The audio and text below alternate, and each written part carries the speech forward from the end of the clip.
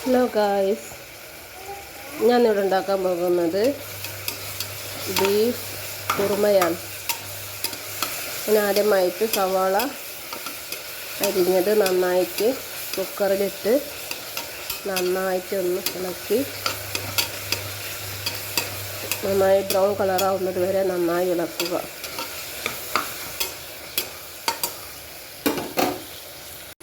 Hello guys, ഇപ്പോൾ സവാള നന്നായിട്ട് മൂത്തിട്ടുണ്ട്. നമുക്കതിലേക്ക് അരിഞ്ഞു വെച്ച തക്കാളിയും പച്ചമുളകും ഇട്ട് കൊടുക്കുക.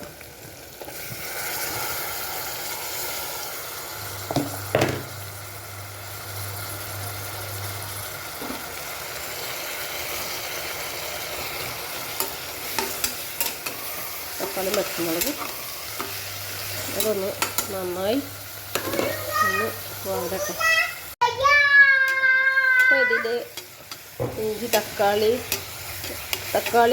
സവാളയെല്ലാം നന്നായിട്ട് മൂത്ത് വന്നിട്ടുണ്ട്. ഇനി നമുക്കിതിലേക്ക് ഇഞ്ചി വെള്ളുള്ളി പേസ്റ്റ് ഇടാം ആവശ്യത്തിന്.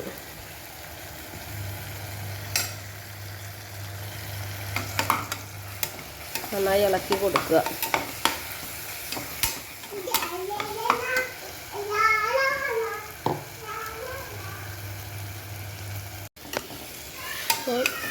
സവാളയും തക്കാളിയൊക്കെ നന്നായി വഴണ്ടി വന്നിട്ടുണ്ട്. ഇതിലേക്ക് നമുക്ക് പൊടിച്ച് വെച്ച ബീഫ് ഇട്ട് കൊടുക്കാം.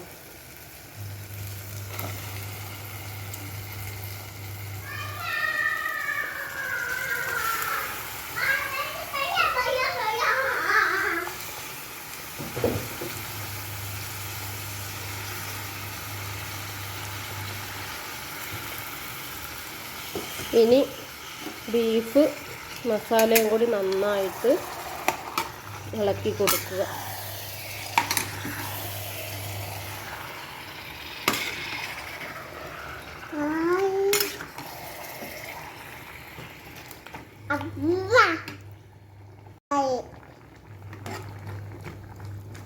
ഇനി ബീഫ് തക്കാളി സവാളയിലൊക്കെ ഇട്ടിട്ട് നന്നായി ഇളക്കി ഇനി അതിലേക്ക് ആവശ്യമായ മസാലകൾ ചേർത്ത് കൊടുക്കാം.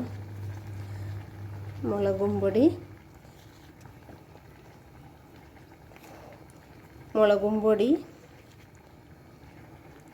ഒരു ടീസ്പൂൺ ഫുള്ളില്ല, അത് മതി. എരിവ് എപ്പോഴും കുറയുന്നതാണ് നല്ലത്.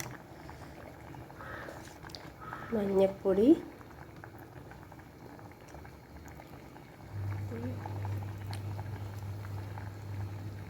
മസാലപ്പൊടി, മല്ലിപ്പൊടി കുറച്ച് കൂടണം. മല്ലിപ്പൊടി സ്പൂണും കൂടി ഇടാം.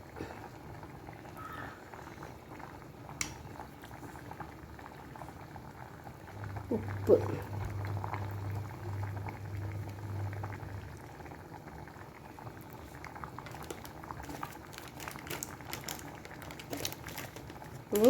ഗരം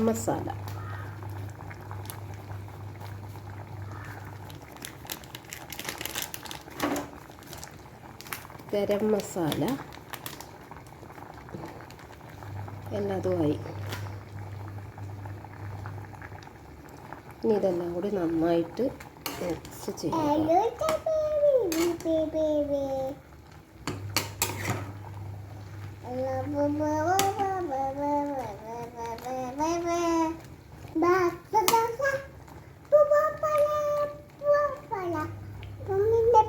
ഇനി നമുക്ക് കളർ കിട്ടാൻ വേണ്ടിയിട്ട് അല്പം കാശ്മീരി ചില്ലി ചേർക്കുന്നുണ്ട്.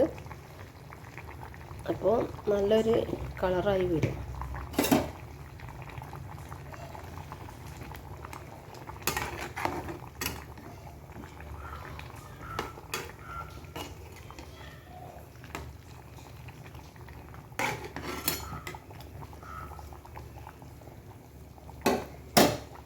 ഇനി ഇതിലേക്ക് അല്പം ഇടാൻ മറന്നു പോയതാണ്, അല്പം ഉലുവ ഇടുന്നുണ്ട്.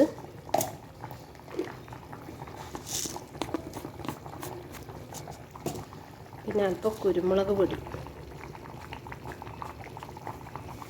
ചേർക്കുന്നുണ്ട്. ഇപ്പോൾ സാധാരണ എല്ലാവരും ചേർക്കുന്ന എല്ലാ കാര്യങ്ങളും ഇതിൽ അടങ്ങിയിട്ടുണ്ട്. ഇനി നമുക്കിത് കുക്ക് ചെയ്തതിൻ്റെ ശേഷം ആക്കി നോക്കാം. ഇനി ഇത് നമുക്ക് മൂടിയിട്ടിട്ട് ആവിയിൽ വേവിച്ചെടുക്കാം. ഹലോ ഗൈസ്, അപ്പോൾ നമ്മുടെ ബീഫ് ആവിയൊക്കെ ഒന്ന് ആവിക്കിട്ട് ഓഫാക്കിയിട്ടുണ്ടെങ്കിൽ നമുക്ക് എന്താ പാടെന്ന് നോക്കാം എങ്ങനെയുണ്ടെന്ന്. നല്ല കൊതിയൂറുന്ന പരുവത്തിലായിട്ടുണ്ട്. വേവൊക്കെ എങ്ങനെയാണെന്ന് അറിയില്ല. ഇതിലേക്കിപ്പോൾ നല്ല പൂള കിട്ടിയാൽ നല്ല മാച്ചാണ്. പൂളയും കപ്പയും ബീഫും കിട്ടിയിട്ടുണ്ടെങ്കിൽ, പ്രത്യേകിച്ച് ഇപ്പോൾ വർഷക്കാലമല്ലേ, അപ്പോൾ നല്ല കോമ്പിനേഷനാണ്. എല്ലാവരും ഇതുപോലെ ഉണ്ടാക്കി നോക്കുക. നമ്മുടെ ബീഫ് ഇവിടെ റെഡി ആയിട്ടുണ്ട്. നല്ല കളറായിട്ടുണ്ട്. നല്ല ടേസ്റ്റി ലുക്കിൽ ആയിട്ടുണ്ട്. എൻ്റെ വീഡിയോ ഇവിടെ വൈൻഡപ്പ് ചെയ്യാൻ പോവുകയാണ്. എല്ലാവരും ലൈക്ക് ചെയ്യുക, ഷെയർ ചെയ്യുക. അടുത്ത വീഡിയോയിൽ കാണാം. ബൈ.